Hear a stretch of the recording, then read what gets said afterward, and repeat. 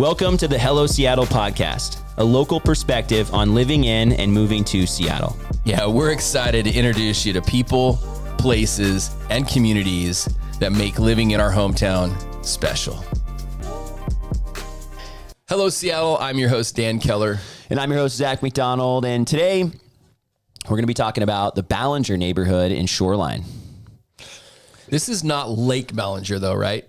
No, we're not going to be on the lake. There is a lake, Lake Ballinger, which is the name of the neighborhood here. But you've got Lake Ballinger in Edmonds and Mountlake Terrace right across the highway. So this whole area really encompasses multiple cities. It's right on the border of multiple highways and major streets. It's also on the edge of multiple cities. So when people think of Ballinger, they're not necessarily thinking of Shoreline. Actually, when I think of Ballinger, I don't think of Shoreline at all. Neither do I. Yeah. I think of the edge of Edmonds and I think of the edge of Mountlake Terrace. So, I think of that. Yeah. Well, I drive right through here every single day because that's the exit that I get off the freeway to head home to Richmond Beach. Yeah. So one of the major highway exits, 205th Street, which again bisects Edmonds and Shoreline. You've also got if you go farther to the east, you've got Lake Forest Park and Mountlake Terrace. So you're really kind of in this cool little area. And it's the border of King County and Snohomish County. So we're still on the border. Last week, we were talking about a neighborhood right on the border, Echo Lake, which has the Ballinger Commons apartments. Yeah. Right? Yeah. So even though it's Echo Lake as part of the neighborhood, really that part of Echo Lake is more of Ballinger, so to speak. So if you're stumbling on this episode from search or you just followed the podcast and you see what we're doing here, you probably know that this is our 10th episode of a 14-part series on living in Shoreline. Yeah, so we've been covering all the different neighborhoods in Shoreline systematically. We've got a few neighborhoods left. And at the end of this series, this is season 2 of the Hello Seattle podcast. But at the end of the series, our hope is that you will have a really good knowledge of the city of Shoreline, all the different neighborhoods, and also have an understanding of what it costs to live in these different areas as well. Yeah, we try to keep each one of these episodes right around 12 to 15 minutes.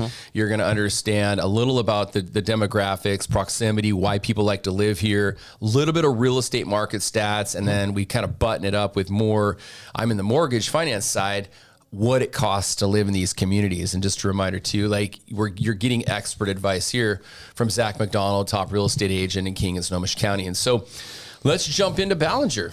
Yeah, well, let's start with a little history because everybody loves a little history lesson, and I think it sets the stage for this neighborhood in particular. Some of the neighborhoods have cooler history than others. We've got this sweet lake, Lake Ballinger, that we get to talk about. So we talked earlier about how this lake is right in the middle of Shoreline and Edmonds and Mountlake Terrace.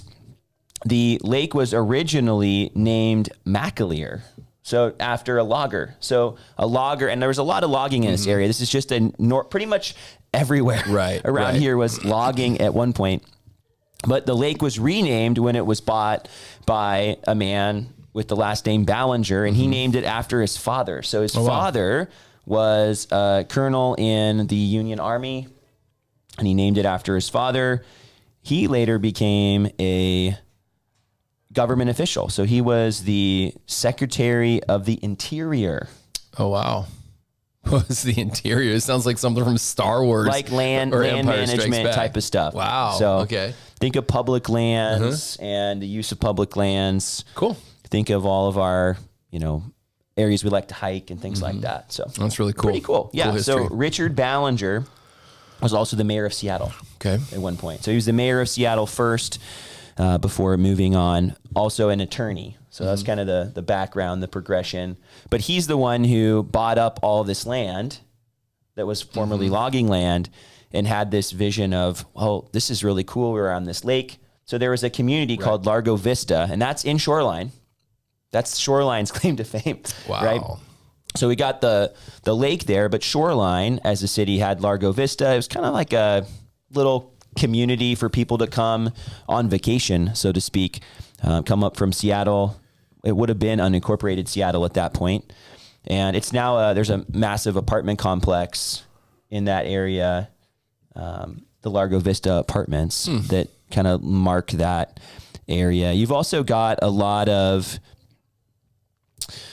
you still have some of the original cabins. So some of the older houses in that neighborhood are still there, which is cool. So there's a little bit of the history of the Largo Vista area. Cool. But not too much of the excitement of Ballinger is in Shoreline. Okay. A lot of it's in Edmonds and Mountlake Terrace. And you could probably think of some of those things. Did you ever play the Ballinger Golf Course before they... Is that the Nile?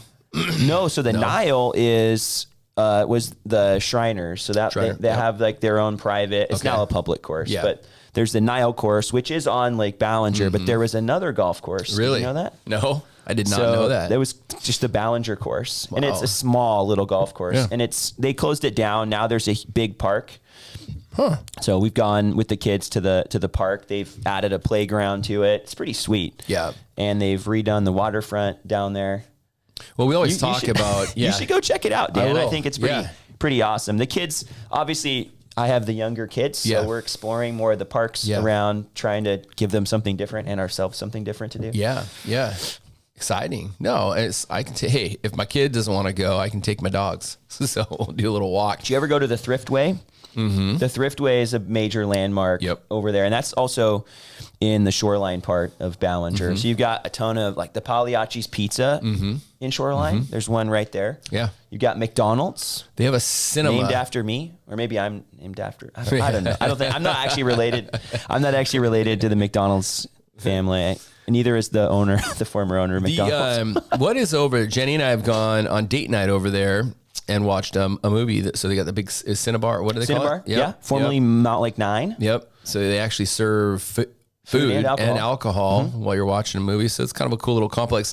We always talk about like on in these different communities, like, what's the main attraction to someone wanting to live here? This one is definitely proximity. Oh, I mean, you're right by I-5. There's a new light rail station at 236th and Mountlake Terrace, which is on the Mountlake Terrace side of Ballinger, right? But just across, it's still pretty convenient if you're farther south to jump onto the next light rail station at 175th, or 185th, excuse me. But there is just great access to shopping and dining. And if you like trampoline parks, there's one called Sky. Have you ever been to Sky Zone? No. You've never been to Sky Zone? Never been. I think you should just go to Sky Zone. Should I? Try it at 50? Why not? Why not another reason to throw out my bag? So Sky Zone's in Shoreline. Okay. So as part of the light rail development, there's some new apartments. Cool. And some new business area just, again, into Mountlake Terrace. And there's this trampoline park. My kids love it. You can get a membership where you can go a couple hours a day. You can also get an unlimited membership where you can go all you want. The kids last winter, that was our activity to get through the winter here. It's a couple months. You have to wear these cool socks. And my little 3-year-old was always like, Sky Zone, Sky Zone, Sky Zone every day. That's cool. Most days after school when there wasn't basketball practice or something like that. And surprisingly, the kids got a little bit more athletic. That's cool. You know, hopping around. Oh, yeah. You're training your body to, be a little tiny bit more explosive. More agile. Yeah. Dan, you could use that still. I could use that in my old age. One of the other things about proximity though, Zach, is one of the offices I run is in Kirkland. So oftentimes in the morning, I'm not going to want to sit on I-5 or sit on 405 for traffic. And so oftentimes I'll go right through Ballinger, under the freeway. I think it's under the freeway. Yeah. Down through Lake Forest Park, around the lake. Heading and you have almost, through Juanita and up to 405. Very, very little traffic. And so proximity here is just great. I mean, very, very close to everything. So I drive through it every day. Sometimes when traffic's really bad on that exit, I'll take a left and go up through some of these neighborhoods, take the back way home. So lots of trees. Lots of trees. It kind of feels like you're heading into Lake Forest Park, which the joke is that Lake Forest Park is Lake Forest Dark. That's the joke. Because on the east side of I-5, you're going downhill towards the lake. Right. And so... And the sun's behind you. And the sun's behind you setting on the west side. And so that side of I-5 tends to be pretty dark. Not quite as much. There are sections that are light. It is a little bit darker though on that side of the highway. So that is the joke that you're heading into Lake Forest dark. I love that. I've not heard of that. You haven't heard that, huh? I believe it, but I've not heard it. Yeah. There are certainly spots in Lake Forest Park that are more sunny. Yeah. Spots that are higher up. Yeah. But in general, whenever you go over a hill, like around here, the west side of Lake Washington tends to be darker in the afternoons because you lose the sun. Yeah. And so the more valuable homes are actually over on the other side that are facing west because that's where the sun sets here. So right. Let's talk about the schools really quick. Great Shoreline schools still. Cool. Public schools are great all across Shoreline and especially here in the neighborhood. I think the parks are great as well. There's it's Brugger's Bog Park. Okay. I always want to call it Brugger's Bog, but I'm pretty sure it's Brugger's Bog. There's trails, playground, sports field. Yep. You've got the creek. So there's a creek that runs from Lake Ballinger all the way down to Lake Washington. Okay. So you've got like the Ballinger Creek meeting up with the we talked about the McAleer Lake, and that's what it used to be called. So there's still a creek, right, that runs through down to the lake. So pretty cool little spot. Even salmon. Wow. I know you like salmon. Yeah. But eventually, salmon swim up into the rivers and the creeks and all that stuff, right? Wow. So you get them into the freshwater. This is one of those spots where you'll have the salmon habitat. Yeah. I'm wondering if Lake Ballinger has kokanee because that's a landlocked salmon. I don't know. I do know that the lake had some water quality issues. So because there's of how shallow it is, or big what? Cleanup in the 70s and 80s. They were focused on getting that lake cleaner because it was at the time the dirtiest lake of all the lakes in the Puget Sound. Yeah. So at this point, it doesn't, I think, make that list, but it was the worst one. Yeah. Which is, I guess, gross if you're the one living on the lake and swimming in the lake. Right. Yeah. And it's also flowing into Lake Washington, which is one of the bigger lakes. Right. So let's talk about real estate a little bit. We talked about the neighborhood, the parks. We talked about the proximity to the highways, transportation, things like that. Housing prices in this neighborhood, if you want to buy something, $775 or so. The average is just over $775. The median is just under $775. So that's the number we'll use when you do your numbers. Condos, $300, $350. There's a little bit of the condo living here in the neighborhood, but a lot of apartments, a lot of single family houses in the Ballinger neighborhood here. That's really cool. We're starting to get into a really good price point. Much more affordable. Yeah, much more affordable. Yeah. I was telling you this, that next door, the neighborhood app, and they have to be using some factors. They said that the Parkwood neighborhood we talked about before was actually the most affordable neighborhood in Shoreline. The prices weren't the most affordable though. Right. These prices are significantly lower than the Parkwood neighborhood. So they must be taking income into account for that metric. Yeah. But this is our most affordable as far as the prices go neighborhood that we've talked about yet in Shoreline. Yeah, I feel like probably 4 or 5 of the episodes in a row, we were like 1 to 3 million, So and we started right on the Puget Sound, right? And then the neighborhoods have gotten increasingly we worked up more the hill into the middle Shoreline. So this is great. And again, I think you get a little bit more bang for your buck here relative to proximity too. So I love seeing this. So what's it look like if someone wants to buy a house in this neighborhood? They want to live in Ballinger, but in Shoreline, not in Mountlake Terrace, not in Edmonds, but if they want to live in Shoreline. So as far as Ballinger and Shoreline looks, let's talk real quickly about the average down payment in King and Snohomish County right now in 2025. It's just right around 5%. So I'm going to use $775 because you were talking as kind of the average price point, combination of average and the median, very close to each other. So we split it right down the middle. $775 with 5% down gives you a down payment of just under $40,000. Plus, let's just say right around $8,000 to $10,000 in closing costs. So you could be in a house with low down under $50,000. Before I get into these numbers, I do want to tell you I'm a licensed Washington State mortgage professional. So because I am talking a little bit of numbers and a little bit of mortgage stuff, I got to give you, from a disclosure standpoint, my MLO number. It's 115349. I'm an 18-year veteran mortgage professional at New American Funding. And so $775, 5% down, your total monthly payment. Now, this includes principal interest of about $4,474 a month. It includes estimated property taxes is about $625 a month. Estimated homeowners insurance about $100 a month. And then estimated private mortgage insurance about $165 a month. I'm going to also assume that you're not debt free. That's I'm going to assume that you got about $500 a month, maybe a car payment, maybe some credit card payment, whatever. Yep. So we're going to add about $500 a month in debt. Brings your total monthly debt to about $5,800, $5,900 a month. So if I reverse engineer that, in order to buy a home with 5% down in Ballinger and Shoreline, you're going to need to earn total household income of approximately $13,000 a month, which is right under $160,000 a year. Okay. Very, very kind of congruent with, some King County and Snohomish County income figures in 2025. So yeah, a little more than the median income for the area, but a lot more affordable than what we were talking about. Now, I've asked you this multiple different weeks in a row, and I know you prepared ahead of time for this instead of me putting you on the spot. Yeah. What if somebody puts 20% down and they say, you know what, I got some cash for whatever reason, I got more to put down and I want to put it down.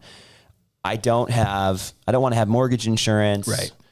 What is this going to look like in that scenario? Because it seems like it would be a lot more affordable in that scenario. It's going to get your total monthly payment under $5,000 a month for sure. And that includes property taxes and homeowners insurance only with principal and interest. So, you're going to be all in probably right under $160,000 all in. But yeah, total monthly payment about $4,992 a month. Now, what does that mean relative to how much money do you need to earn to qualify for that? Right around $11,000 a month total household income. That's much better. Which is about $130,000 a year. So much better. And much closer to what the median and average incomes are in the neighborhood. Yeah. What's the interest rate that you're basing this off of? I know it's not a quote for a rate because rates are changing every day. Yeah. Mortgage News Daily, I always like to give out that resource. It's a summary. It's an average of the top 300 mortgage companies, banks in America, and it's the average of their advertised rate, right? So Mortgage News Daily's got us right around 6.2, 6.3 right now, and it's October 2025. So I encourage you, whether you're in the market or not, I think a credible site. Now, obviously, there's a lot that goes into these rates, points, type of property, credit score, down payment, all of that stuff. But just an average, about 6.25, 6.3. Yeah, I was looking at it yesterday, and it was like just over 6.3. Yeah, I think it was 6.31 yesterday when I and some other factors like show. a VA or an FHA loan has lower rates, and so that could impact. This is just all 30-year fixed rates in America. But the good news is we're early mid-October right now. We're actually right down the middle of October right now. We're in a government shutdown. And it's going to, if you pay attention to some credible news outlets, it looks like it's going to be coming to an end in the next week or so. I met with my financial planner. He's a very smart man a couple of days ago, and he's thinking another week and a half.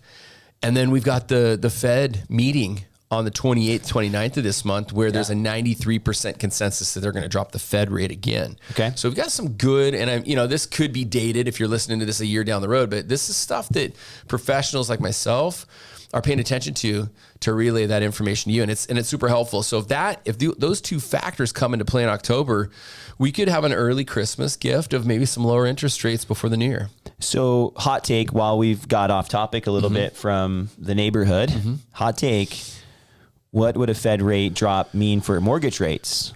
Yeah, same thing. You want to look at historic trends. So the Fed rate and mortgage rates are not directly related or directly tied to each other. They move indirectly with each other. But if you look at historic trends where the Fed has dropped the Fed rate 3 consecutive meetings, you have seen a decrease in mortgage rates. And then the other correlation is if you take the projected Fed rate where it will be, and you overlap historically where mortgage rates are at, where the Fed rate is currently at, you can kind of get a good idea of where 30-year fixed rates could be trending. And we're trending right in that right direction. It's upper 5s, low 6s, so we're right there. Okay. So we're probably not going to see a major move on rates with the Fed rate drop. Yeah, I mean, they went up last time. Yeah, they did, but they went down substantially the time before, leading up to, right? So you can't. That's why I'm saying indirectly related. There's an indirect relation. But guys, pay attention to this. What could drop rates in 2026 is not necessarily the Fed. The Fed's probably going to continue its easing, but it's jobs. Pay attention to jobs, unemployment numbers, and new jobs created in the U.S. Good hot take, Dan. Yeah. Thanks for that. Yeah. Cool. So summary really quick, back to Ballinger. We've got a neighborhood that is super convenient to the highway. We've got a neighborhood that's really easy to commute from. We've got a neighborhood that has some pretty cool parks and pretty cool amenities nearby, whether that's in Shoreline or not, right? Across the border into Mountlake Terrace and Edmonds. And we've got a neighborhood that is considerably more affordable than a lot of the other neighborhoods in Shoreline. Anything else you want to add before we wrap up, Dan? No, this is great. Love it. Love keeping them super concise. I think it was just the biggest highlight with this community is proximity. I just can't encourage you to look more into that. If you're looking for a community that's close to commuting into Seattle or the east side, close to the amenities that Snohomish County has to offer, man, this is a great community. Yeah, I love that you said that. That's like the back door to the east side, right? Because you can get onto Lake City Way. You can take back roads into North Seattle pretty conveniently. You can also wrap around the lake and get over to the east side, get over to Kenmore, Kirkland, Bothell, and you don't even have to go on the freeway. Yeah. If you're not from this area, thinking about relocating to the Pacific Northwest, a guy like Zach, who's lived here all of his life, same thing with me. Great resources. We'll teach you the back roads. In fact, that's what we should call this podcast. The back roads, the Pacific Northwest. That's it. Yeah. Oh, man. Well, we're super glad you joined us today. If you made it all the way to the end, we hope you got a lot of value out of this video. So please consider giving it a thumbs up and maybe dropping a comment there. We'd love to hear from you. And if there's any way that either of us can bring value to your situation, if you're thinking about buying a house here in Shoreline or one of the surrounding areas, we'd love to be a resource for you. Bye, Shoreline.